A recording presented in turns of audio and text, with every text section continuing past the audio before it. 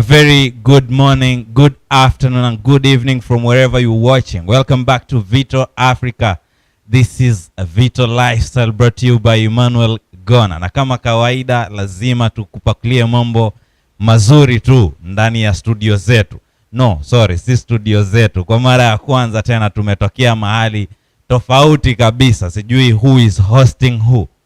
But I have a guest here ambaye tutaongelea maswala kadhaa hapa mazuri na yenye manufaa kwa kila binadamu, na unapaswa ukae mkao wa kula uweze kufuatilia mambo haya moja baada ya lingine, na uhakikishe kama utakuwa na kitabu basi leo ni ile siku ambayo utahitajika uweze kunakili angalau vitu viwili vitatu kwa faida yako mpenzi mtazamaji, ili tukaweze kusonga kwa uzuri zaidi. Na vile vile wakati tukiintroduce guest wetu hapa, nizidi tukutakia a happy International Women Day 2023. Karibu ndugu yangu ukaweze kujitambulisha kwa watazamaji wetu pale. Thank you so much Gona. Mimi naitwa Faraday Maga, na I really appreciate kukua katika hii show jioni ya leo, na pia tukiwa tutaweza kuzungumza mambo mengi especially on the health side. Asante sana. Na mpenzi mtazamaji, kumbuka kwamba leo kwa mara ya kwanza tumeweza kuhama kutoka kwa studio zetu na tukaleta show yetu kutoka kwa mkahawa fulani unaitwa Iron Pillar Hygienic Restaurant, ambaye ndani ya kipindi chetu hiki leo tuko na yule ambaye ana own ama the manager wa hii mkahawa. Tueleze tu kwa kifupi tu mambo ambayo unajishughulisha nayo katika maisha yako ya kila siku. Katika maisha ya kila siku of course tunafanya mambo mbalimbali. Tukiwa katika sehemu hii ya Iron Pillar, mimi nikiwa kama yule sijui niseme the managing director of this place. Tuna deal especially na chakula ambazo ni za kiafya zaidi, na nikisema ni za kiafya zaidi ni kumaanisha kwamba chakula zetu ni za kihalisia. Yani tunapika chakula ambazo mtu akikula haziwezi kumpatia side effect kama zile chakula zingine tunapata katika zile mgahawa zingine ama katika zile restaurants zingine. So now you basically just run the Iron Pillar Hygienic Restaurant. I run the Iron Pillar Hygienic Restaurant, and at the same time pia huwa nafanya I also give advices on health, that is to say on the nutritional part, on how people should live, on how people should eat, and why should they live such a life. Great. Mpenzi mtazamaji, ukumbuke kwamba tuko live pale YouTube. Unaweza kuangusha comments zako pale, na ukiwa utakuwa na swali lolote basi weka pale maswali yako na tutaweza kuyapitia moja kwa moja hapa na ndugu yangu hapa Fara, kama nitakuwa sijakosea. Yes, Fara. Nikifupisha nikiita Fara itakuwa sawa. Yes, sure. Naam, atakuwa anatujibu maswali yale moja baada ya lingine. Ukumbuke kwamba topic ya leo ni health living, na ndio maana tukachagua pia kufika katika mkahawa huu. Na wakati mwingi vijana wamekuwa wakionekana kwamba ni watu ambao wamependa sana kuchagua kazi zile ambazo wanatakiwa kufanya. Vijana wengi mwanzo wamekuwa wakilalamika kwamba hakuna kazi, na imekuwa ni challenge kubwa ambayo kidogo vijana wanaona hakuna kabisa opportunities. Ndio. Why did you decide to start this? Being my own health, number one. And singependa niweze kubaki na the benefits that I have seen in such a life nibaki nazo mimi mwenyewe, because tunaambia what you have you should share with a second person. This may be a brother, this may be your mom, this may be anyone who lives around you. You have to share the gifts that you have with them, because such a life, now that is what we call we call it the life of duty. A life of being a servant. You serve your fellow human beings so that they may also benefit from your blessings. That's one. Yeah.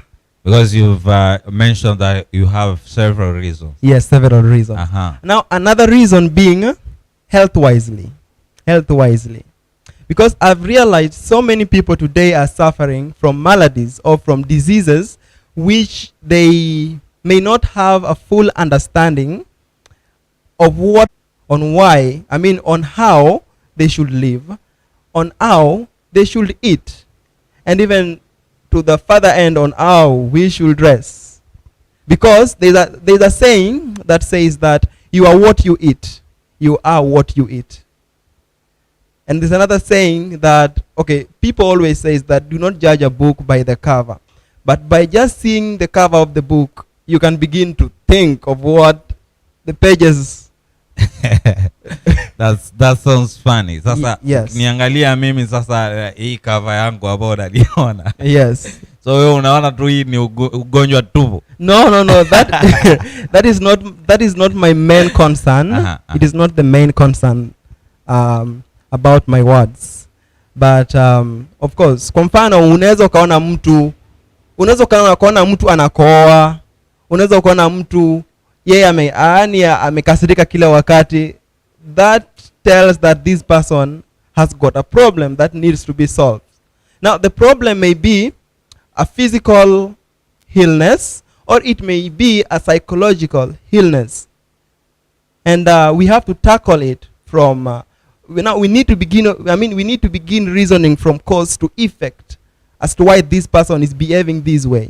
Umesema kwamba wakati mwingi watu wanaoingia katika mkahawa huu unawapatia elimu. Yes. Na sasa hii elimu inakuwa ni bure. Wao kitu wanalipia ni chakula. Yes, you only pay for the food.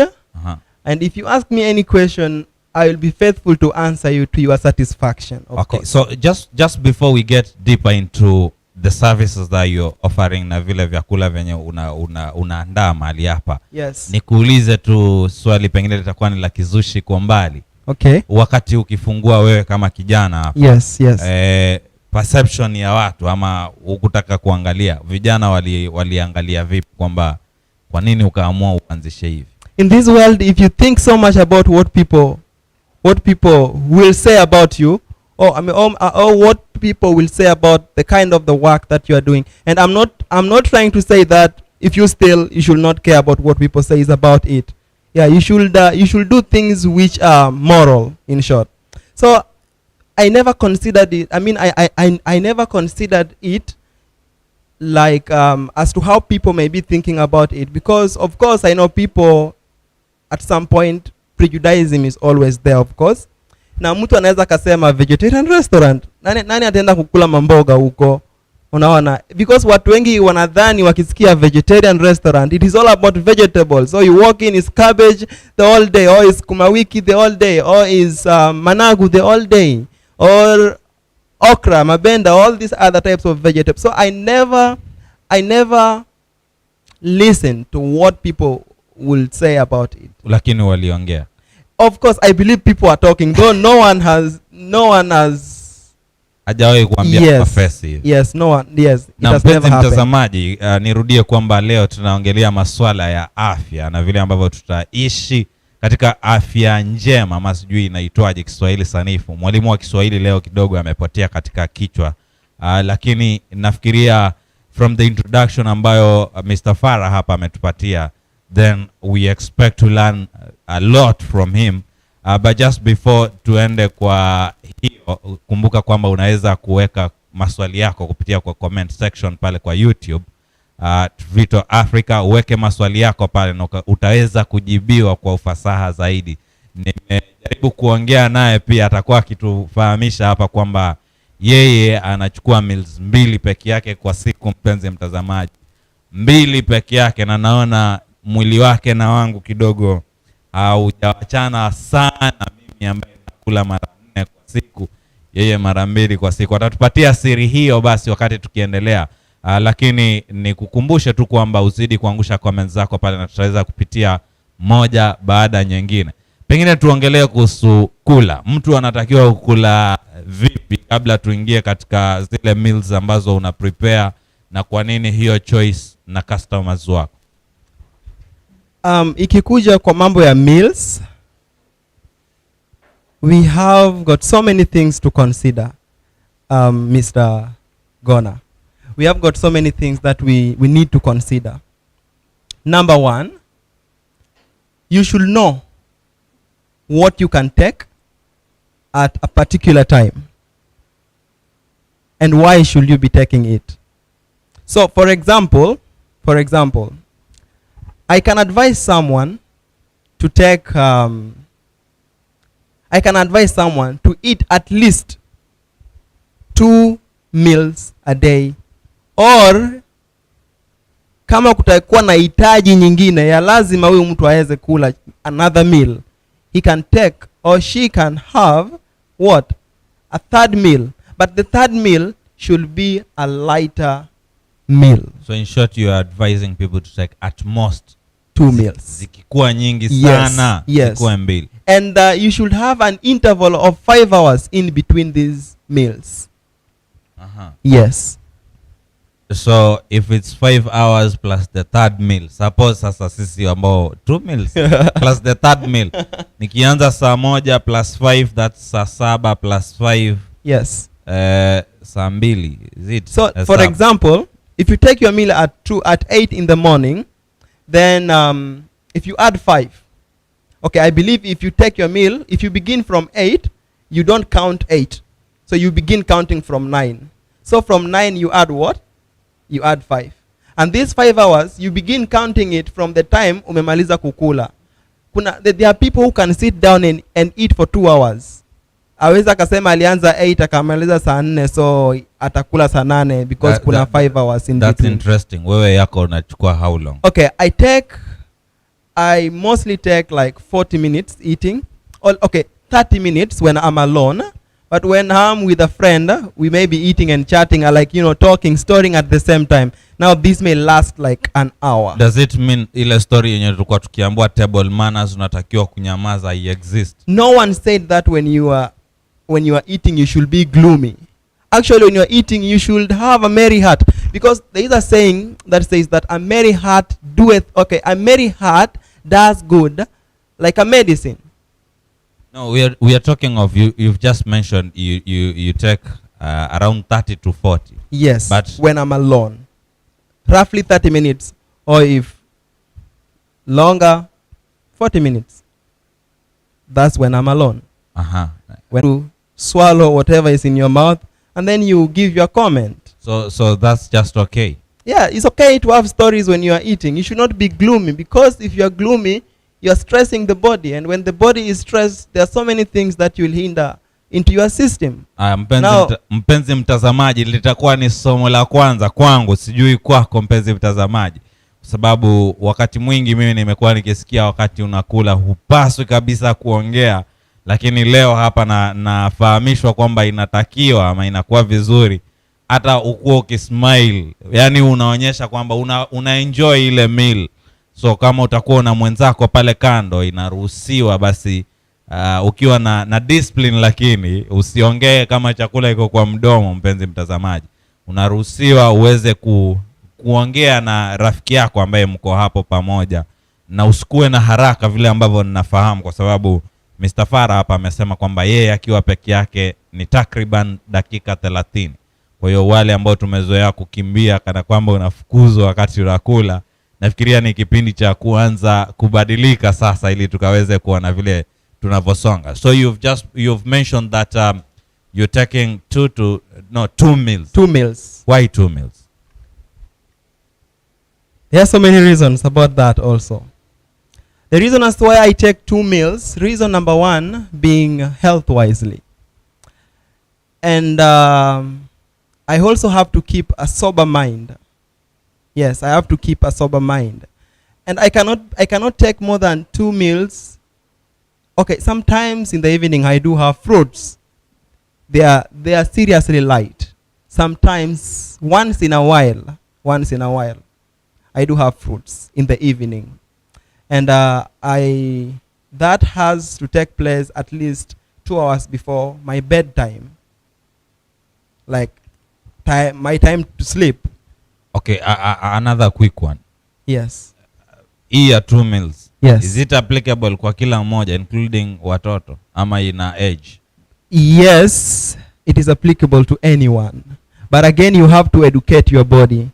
Because the body, what you give the body is what the body will take. And the body adapts with the condition as time advances. Now, about my 2 meals, if I take my breakfast is always 8, if late 9, depending with the activities of this place. I have to be here, I have to prepare breakfast for those who walks in. Sometimes a customer may come around 8. I have to take care of that person first. So when I'm done, but I usually take my breakfast at 8 or sometimes at 9. That is to say, my lunchtime or my next meal, which is the last meal of the day, will be at 8. If I took my breakfast, at 2, if I took my breakfast at 8. If it was at 9, then it will be at 3. So we have an interval of 5 good hours in between. And another thing is this, the reason as to why I have to take these 2 meals.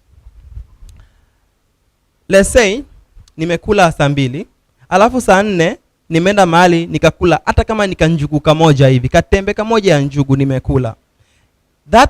That also, it will also require an attention from the brain. And of course, I have a book here with me. The book here, if you can see on the camera, is written what? Healthful living. And I believe that is what we are discussing about today. Sure. So this book here is talking about a vast knowledge on how we should be living. Yeah, this book was written by a sister called Ellen White. So she wrote this book a long time ago. It's seriously a nice book, and it can explain more on why should we be eating this way.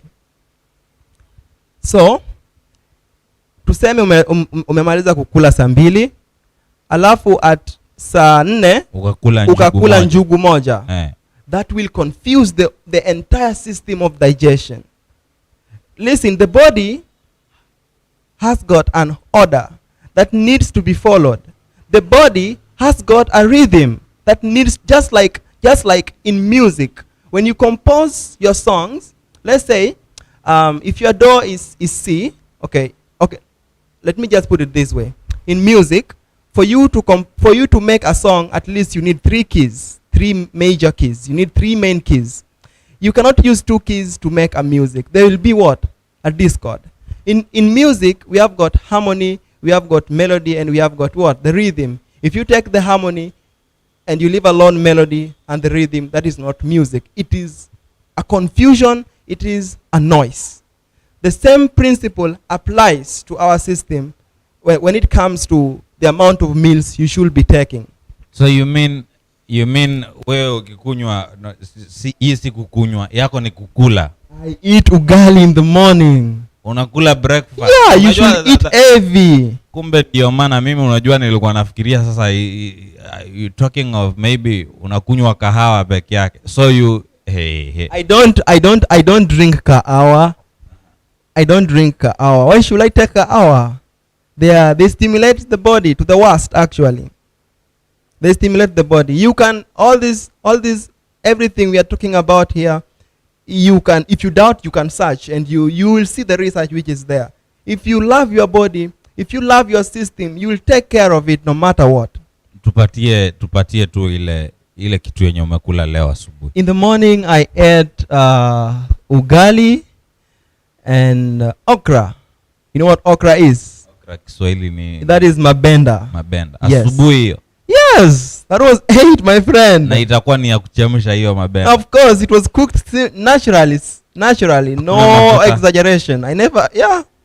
I used coconut. Of course, in the coastal region, God has blessed us so much with the coconut, and so many people may not be having this blessing wherever they are, like in the other parts of Kenya. Your second meal?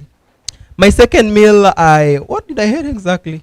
My second meal was, let me try to recall it. Oh, I took chapati and beans, and I also made coconut milk juice. Yeah, that was super yummy. and highly nutritious.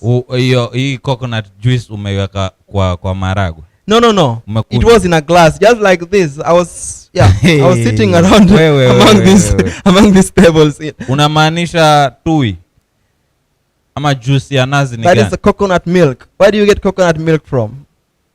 Ile ukikuna nazi? Yes. Ukikamua? Yes. Hiyo sasa? Yes. Alafu unaweka nini? I added a little of ginger. And I used natural sugar, not refined sugar, because refined things, of course, are not the best. Natural sugar ni gani? The natural sugar, now that is jaggery. You can use jaggery or you can even use honey. Hey, mpenzi mtazamaji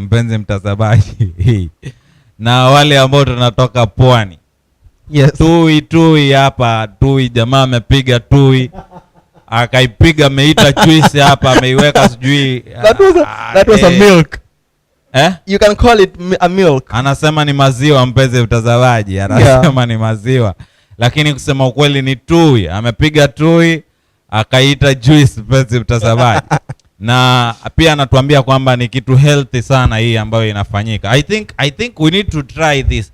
Kama utakuwa uko na swali lolote lile kuhusiana na vile ambavyo tunatakiwa tujiweke. You see, Farah, yes. I think shida kubwa ambayo tumekuwa tukikumbana nayo, mimi kama mimi sasa, hiyo acha nijiongelelee, nisiongelee mtazamaji kwa wale, ni kwamba nilizaliwa tu nikapata watu wanakula asubuhi, mchana, jioni. Yes. Na chengine ambacho nilipata hapo ni kwamba asubuhi kwa kichwa mimi nimejua tu asubuhi ni chai, yes, maandazi, pengine mkate, yes, na kama pengine uko area za Rabai, you know Rabai. Yes. Rabai ni toast, hawakuli mkate, wanakula zile vitu zinaitwa toast. Mchana kile utapata ni hicho, na jioni kile utapata ni hicho. Story imeisha. Hivyo ndio sasa mimi nimekuzwa nacho. Sasa wewe kulingana na wewe unasema itakuwa ni makosa hiyo? Sometimes it is wise to break the monotony. It is wise to break our old paths, as long as they are not wiseful, they are not healthful, as long as they put us into a health poverty. So we need to break them. Listen, you don't have to be exactly like your grandfather, how he was. Let's say, if your grandfather was a bang smoker, are you also to smoke? No. I won't use Wajakoya. Of course you won't smoke, yeah, right? Yeah. You will choose a better life for yourself. It is you to decide who you want to be. It is me to decide who I want to be. So do you think kuna difference kubwa sana kwa mimi naikula naichukua 3 meals a day na wewe unachukua 2 meals a day? Yes. There is a very huge a vast different.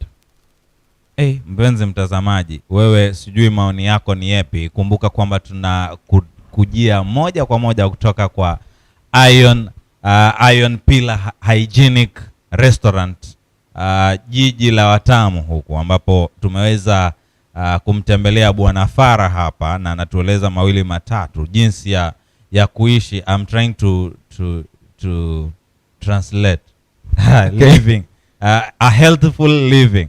Wacha nisiharibu Kiswahili hapo nikaongea vitu vingine tofauti hapo. So mpenzi mtazamaji, kulingana na yale ambayo tayari tumeweza kuyasikia mawili matatu, ambayo cha msingi zaidi ni ya kutusaidia sisi kama sisi tuweze kuishi katika hali ambayo itakuwa ni mzuri zaidi. Farah hapa ameweza kutushauri kwamba hakuna ulazima wowote wa wewe kuweza kuendelea tu kuishi yale maisha ambayo umekuwa ukiishi tutangia zamani, bali kunayo ruhusa ya kuweza kuvunja ile mipaka ambayo imekuwa ikiwekwa ama ilikuwa ikiwekwa zamani zile, na uweze kuishi maisha yaliyo bora zaidi. Ndio. So ulikuwa umeongelea kuhusu zile meals 2, ukatuambia umekunywa tui ukaita ni juice. Sasa ulikula saa 9, the second meal. Saa 8. Yes. Na saa hii iko hivyo mpaka kesho sasa saa 2 ama saa 3? Saa 2 or saa 3, depending with the activities that will. Brother. Yes. Yani like Haya, mpenzi mtazamaji, wewe zidi kushusha comments zako hapa na tutaweza kuzipitia. Kama utakuwa na swali lolote, basi bila shaka Bwana Fara hapa atakuwa anatusaidia katika kujibu maswala haya. Niweze kupitia comments zako ambazo umeweza kuziangusha pale ili kwamba tusiweze kuachana kwa mbali sana. Bwana Joe Hunt hapa anasema hello Vito, I'm enjoying the talk. Nice talk Fara. We have jina sasa nitakuwa ili jina Federica, kama nitakuwa nimepata interesting topic. Kama nitakuwa nimekosa pia niandikiwe pale nisije nikapelekwa kotini kesho. Timmy Boy amesema niko nategea sana jamaa za Vito Africa. Asante sana kwa kutegea. Kasichana Toya amesema MD this should be Madam Mary Toya here. You are doing well my son. Thank you. Thank you. Ulikuwa unataka kunishangaza bwana. Madam Mary hapa amesema you are doing well my son. Rose City amesema following nice and interesting talk. We have Raquel. I think not talking when eating doesn't mean you are gloomy. It's just manners. You know to avoid instance like throwing food at someone's plate from your mouth. That is why I said you have to swallow the stuff in your mouth before you comment. But I think most of us tumekuzwa tukifikiria kwamba ile tu kuongea wakati kuna chakula hapo ni shida. That is the African tradition which we have to break them. Jatuongelea vizuri wazewa. I'm also an African. So I'm included in that. Yeah. Asante sana. Wisecom Media amesema naona uko na CEO. I hope you know Wisecom. Kuna jamaa fulani anajiita Solomon Wisdom. Yes. Naam. Benjamin Yeri amesema haha coconut juice si tui. Da. Hii ni tui bro. Huku pwani tunaita tui. Yes. At least I think I'll agree with you ni juice kwa sababu umechanganyia umesema natural sugar. Yes, the natural sugar. How I wish ungekuwa uko nazo hapa. Na wakati tukimaliza comments pia utatuongelea tu kidogo kuhusiana na vitu ambazo ziko hapa. Kidogo yes, sure. tu. Mwalimu Kadevu akasema huku sasa ndo kwa nifaa mimi. Karibu sana Mwalimu Kadevu. Kama ni huku tutapin location hapa na kuanzia kesho anza kuchukua hizo meals 2 na utakuwa unazichukulia hapa kunaitwa Iron Pillar, right? Iron Pillar. Naam. Elena Charles amesema after taking coconut juice what next? I know where that is leading to. Amesema he's not telling us something clearly. Anahisi kama kuna vitu nadanganya bwana. No. Atatuambia kama what else after the juice. Lakini after the juice ndio hivyo ashachanganya bado kukunywa maji hapa pia mimi nasonga na yeye. Akipiga napiga tusonge tukisonga tu. Mwisho wa siku pia mimi nitakuwa nikitembea huko nawaambia I'm healthy. Sifa Kaya amesema is there a reason why someone should eat ugali in the morning and eat fruits at night? Yes. Why should it be that way? Okay. Pengine ungejibu hilo alafu tuendelee na hizo. Okay, that is it is a great question. We need to tackle it with more wisdom. The reason as to why you should eat ugali in the morning. Okay, I'm not trying to say that you must eat ugali in the morning. But then nutritionally you should eat like a king in the morning. And you can imagine how our king's table can be spread. You can try to picture it out. Let's say you are a king. I believe you will have the best on your table. So in the morning, eat something heavy. It is wise to eat something heavy to get energy to take you through the day. And then when the next meal comes, you should eat like a queen. Of course, you cannot rank a king and a queen at the same level. One is much greater than the other. Kama hiyo ndio ile watu wanasema una slay kidogo. I'm not like no. Okay, you just saying though. Try to get my point. Yeah. Yes, try to get my point. So you should eat like a queen. You should eat the next meal as a queen. Now, eating like a queen, you should not eat a heavier food compared to what you ate in the morning. Since you are just going to pack. The sunset is drawing nigh, and your rest time is also drawing nigh. And you also have to remember this. When you sleep empty stomach, you have the best sleep. No nightmares. No, you won't dream like you want all these funny things. Listen, my friend, kama unalala usiku, umemaliza kukula, alafu unaota mtu anakufukuzia kwa msitu ama uko na mabawa, you need prayers. Subiri mwanzo. Hapa ndio mwanzo tunatakiwa sasa tuelewane. You mean ukilala kawa kwa tumbo hakuna kitu? Yes, you'll have the best sleep. Okay, there is one of my customer. But Waafrika, I think Waafrika hiyo ukilala bila kitu kwa tumbo bwana. Now that's why I said we have to break the monotony in order to live a healthful life.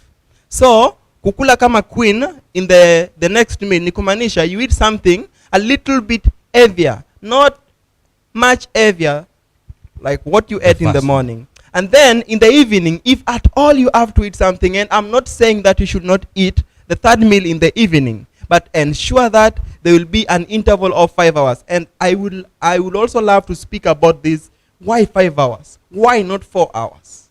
We get that. So in the evening, if at all you have to eat like a peasant. A peasant, this is someone who may not even be sure what he will eat, like, tomorrow morning. You get that? It's not someone who is even sure if he will get something to eat during lunchtime or breakfast. Is someone mwenye akikula anangojea miracles to happen. Are you getting that? Sure. Na simanishi usipokula the third meal now you are a poor person. You may be rich, but because you love yourself. Listen. We have got two great doctors, two great words that are today ruling the world. One has been neglected, the other one has been given the higher rank. Now this is wealth and health. The only difference is what? Is W and H. The rest of the spellings are the same.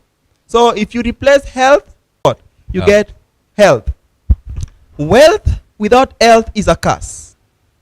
Are we together? Wealth without health is a curse. But health with wealth is a blessing. I see. Am I coming up? I see. Am I coming up? I see. Yes. See. Now you've just mentioned something about the 5 hour interval. Sasa nikawa nafikiria we have 24 hours. Kwa nini square 4 meals?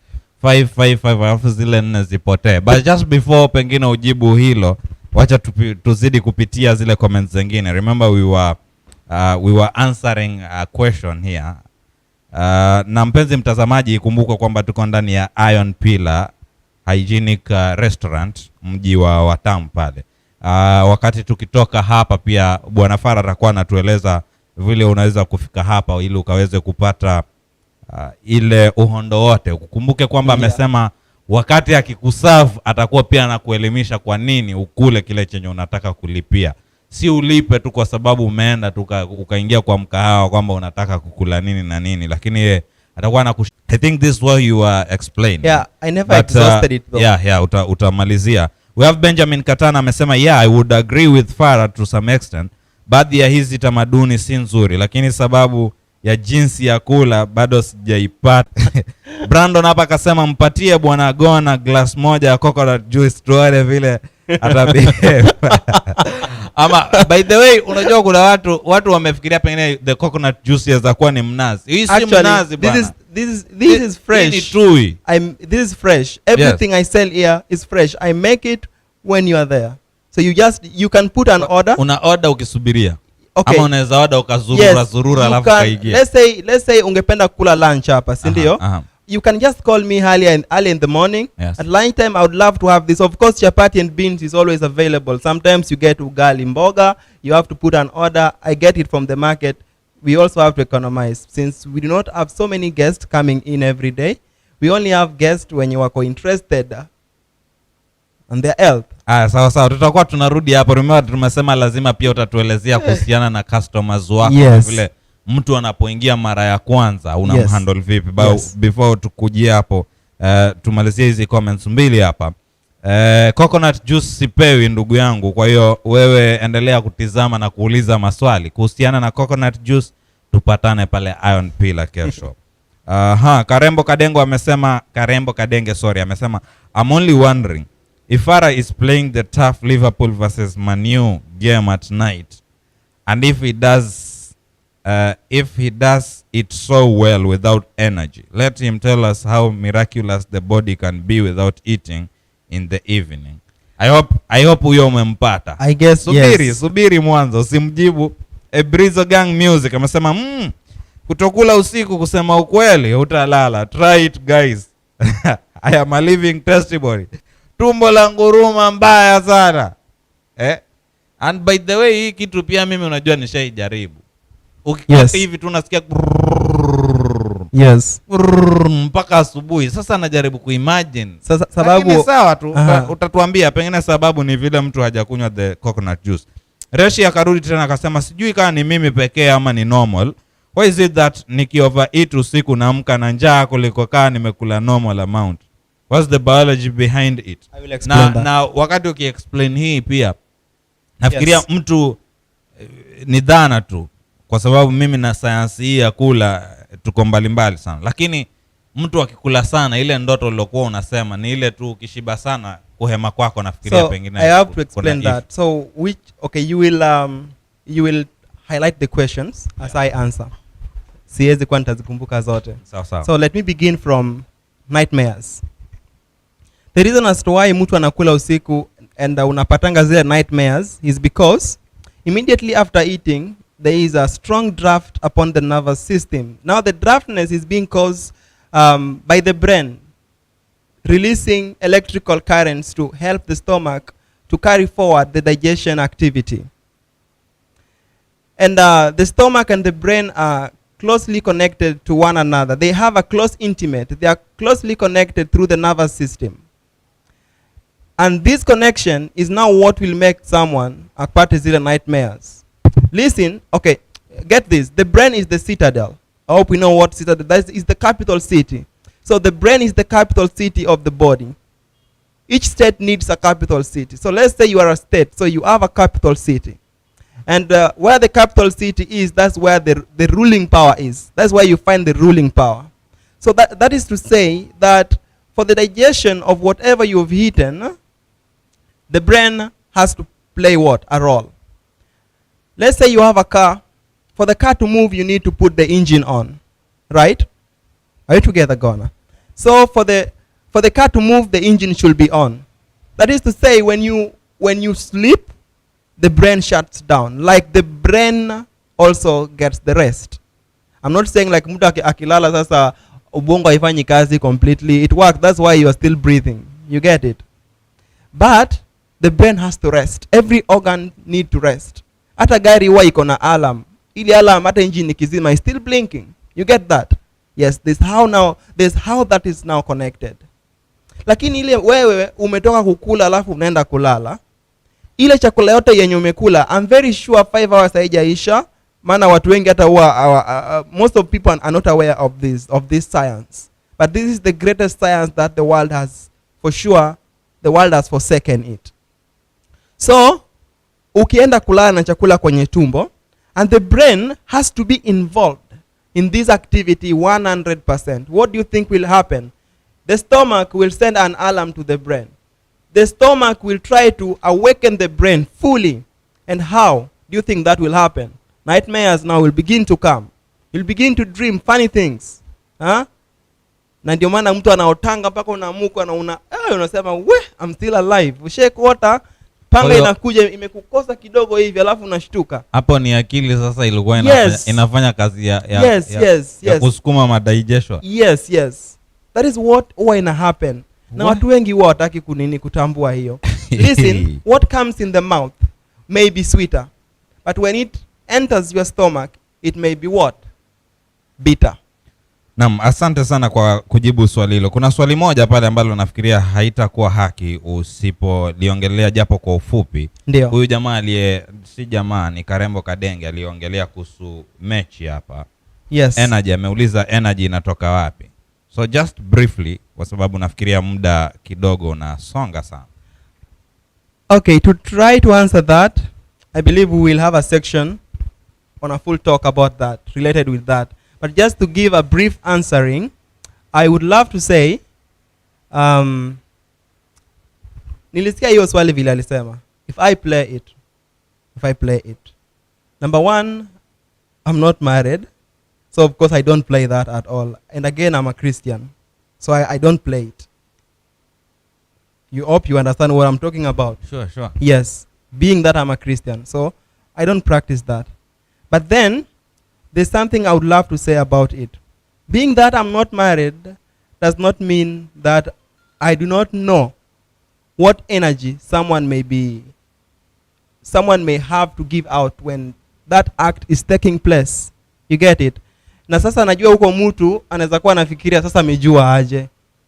I'm a nutritionist, so these are things that I've read, and people, some wamekuwa wakiingia ndani with similar questions. So maybe tu nikuulize tu kwa ufupi tu. Yes. Je, wakati wale walio katika ndoa, yes, wataingia katika tendo la ndoa, je, kuna ulazima wa kwamba wawe wamekula pengine the third meal in this case? Suppose walikuwa watafanya tendo hilo usiku. Ukitaka kwenda mbio, kwenda kukimbia, ukikula hutaweza kukimbia. Bila shaka atakuwa wale akina, let's say, okay, let me just talk about these people. We have the footballers and the athletes. These people tunawajua vizuri, si ndio? Number one, there is a principle I love. Now let me talk. We have a masterpiece that we cannot put out of the big picture, because any science, any true science must be supported by a solid truths. There's a saying in the Bible. I said earlier I'm a Christian and I cannot put God out of this picture. In Corinthians, where it talks about wale wenye wanaenda kukimbia, they practice what we call abstemiousness. Yani kukua na kiasi katika kila tendo yenye wanafanya. Na tunaona ya kwamba, let's say mtu anaenda football, let's say football match is in 5 days time, huwa wanachukuliwa a week before the match, si ndio? I believe it is so. Mimi si watch football wala hizo vitu vingine, but I believe that is what the club huwa inafanyia players. They take them away from the family. Na by the way, they don't drink alcohol. If you smoke, you don't smoke. If you, kama ulikuwa kuna mke, no, hakuna wanawake hapo. Ni kwa nini? Mshaye kujiuliza ni kwa nini? Najua nyinyi mnaangalia boli, si? Okay, I'm just saying. But mshaye kujiuliza nini? It is practicality and it is there. You can search about this on Google na utaweza kuona.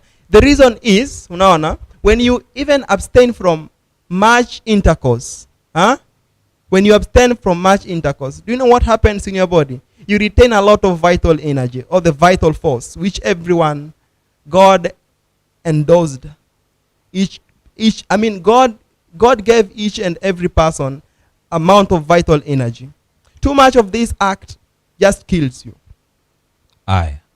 And kwa hiyo inamaanisha yes, wale ambao wako katika commercial sex workers wanaweza kuwa wanajiua mapema. Yes. Pengine usijibu hilo kwa sasa, ingawaje umesema yes. Nipitie tu comments zako 3 mpenzi mtazamaji, alafu Bwana Farah hapa atakuwa anatueleza sasa jinsi anavyohandle wale customers wake pindi tu wanapokuwa, kwa sababu tuna matarajio kwamba kufikia kesho utakuwa na customers wageni hapa waweze kupata coconut juice pamoja na zile zingine kuna piana. Ankachi amesema Farah hajakosea akisema kama hujakula huoti ndoto mbaya, maana kama hujakula usiku hulali. Unajaribu kulala wapi? Huyo nafikiria hiyo imeingiliana hivyo. William Kimathi hapa amesema ndani. Asante sana. Emmanuel Kaingu hapa amesema great to see this brother. Is this open also to non-believers? Is this open to non-believers? Pengine hili swali ungelifafanua zaidi ikakuwa tukalielewa zaidi. Who has commented? Emmanuel Kaingu. Amesema great to see this brother, alafu akauliza is this open also to non-believers?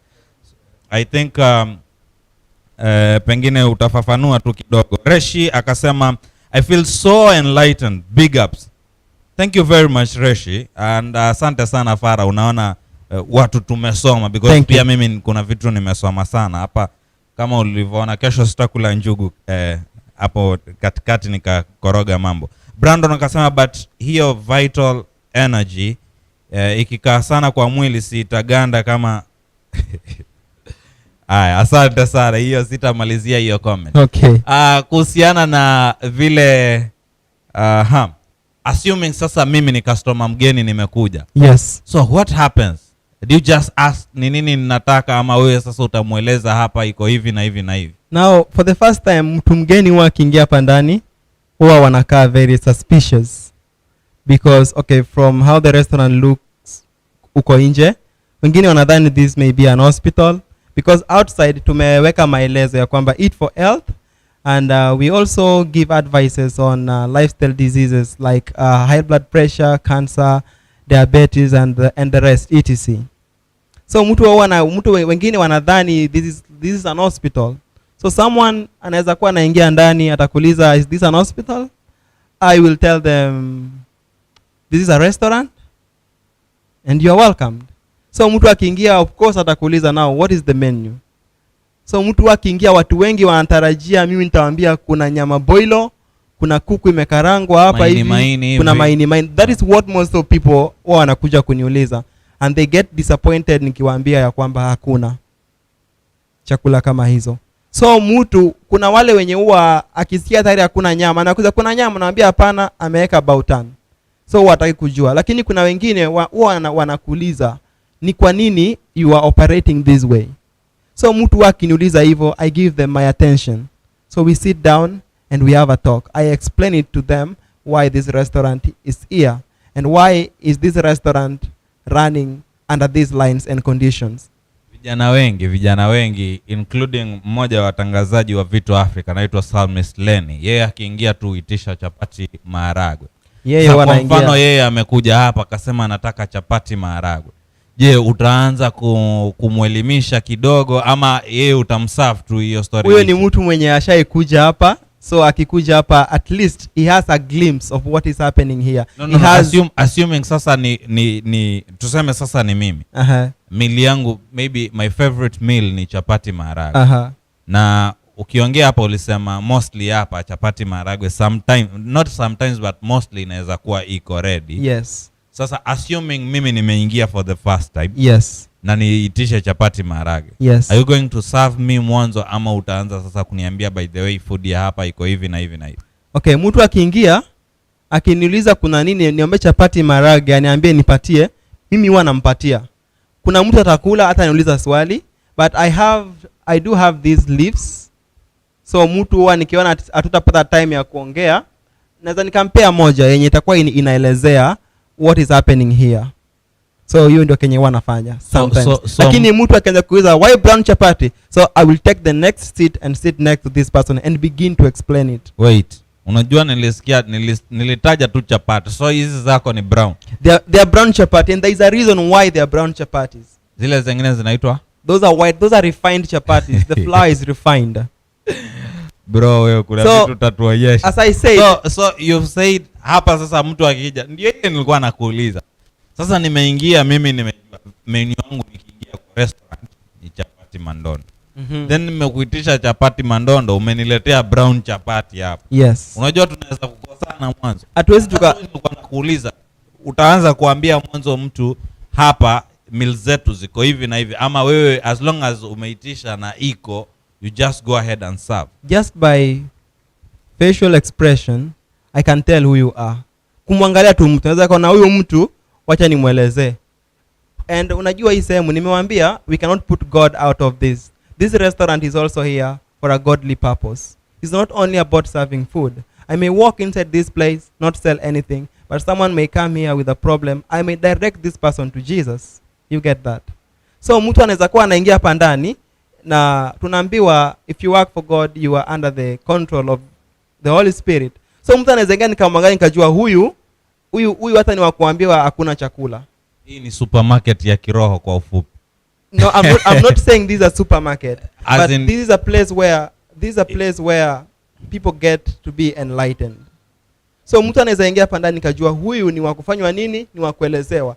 Huyu hata nikimpea chakula hata niuliza maswali atakula. Na kama ni maswali ni ile uko na brown chapatis, just that.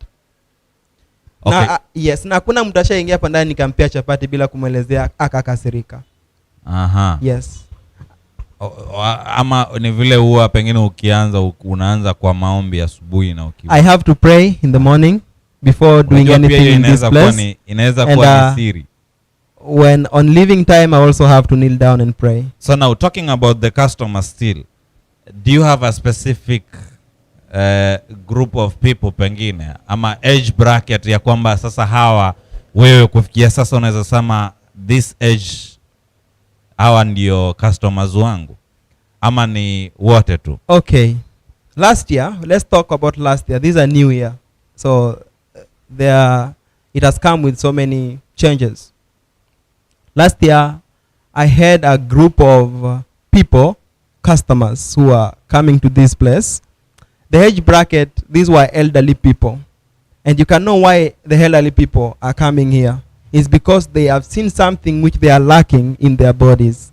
So they were coming here because of their health issues. Unapata mtu ako na diabetes. Okay, I have some records.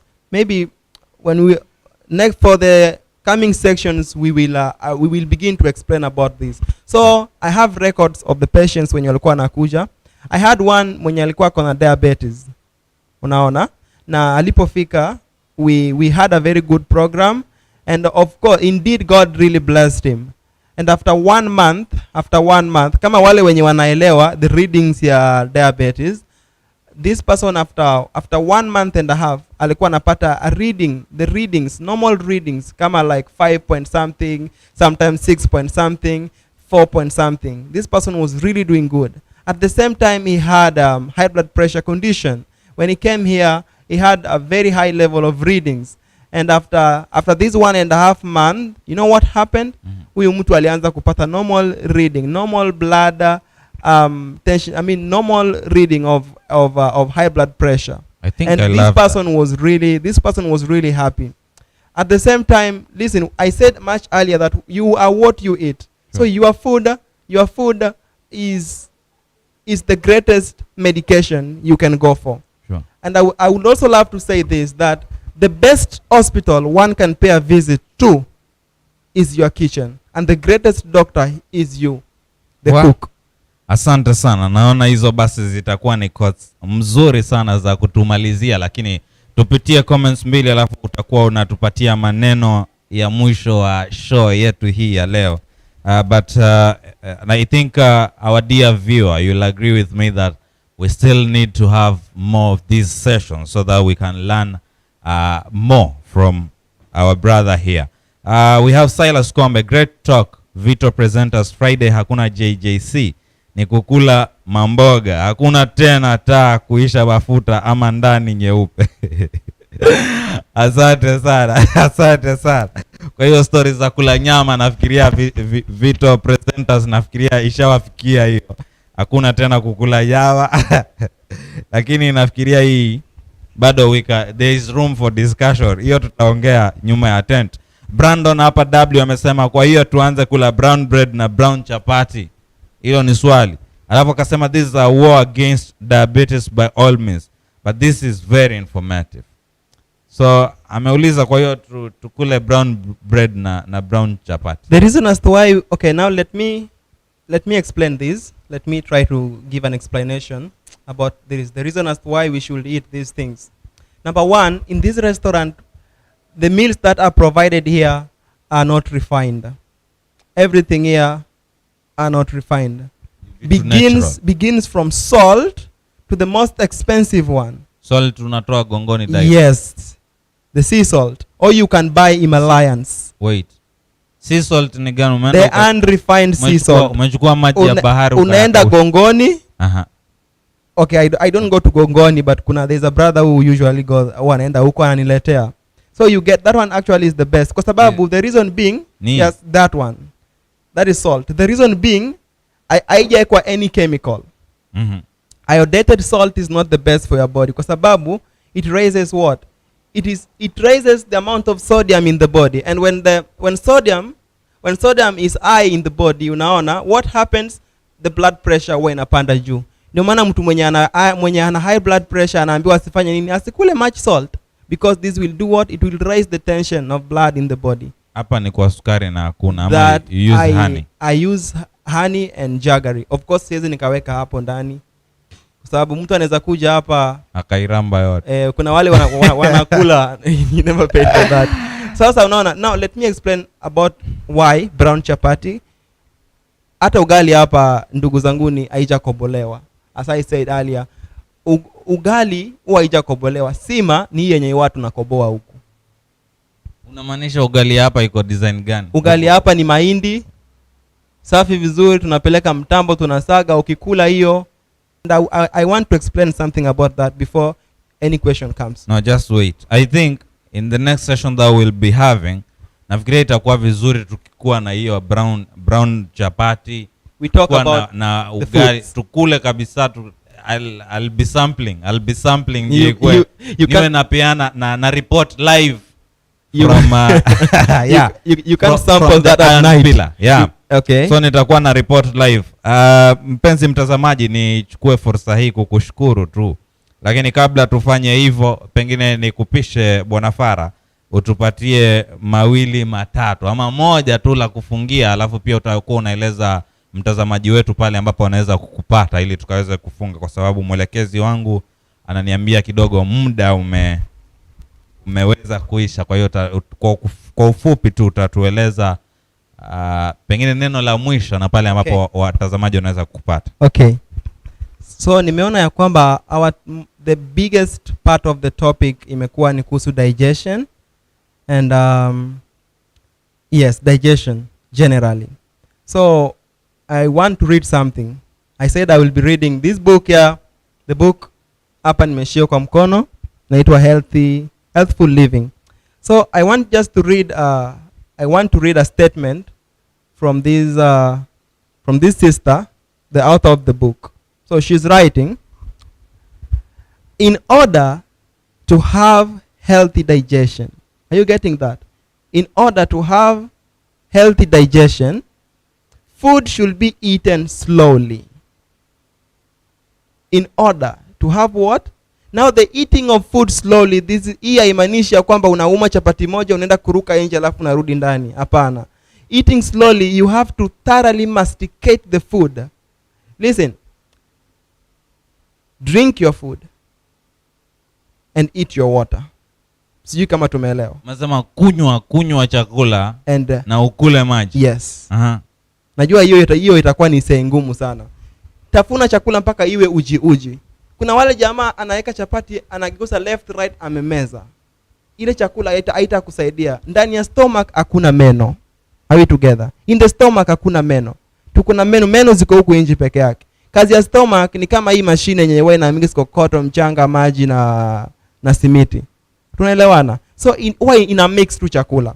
Alafu anasema, so we have to thoroughly masticate the food.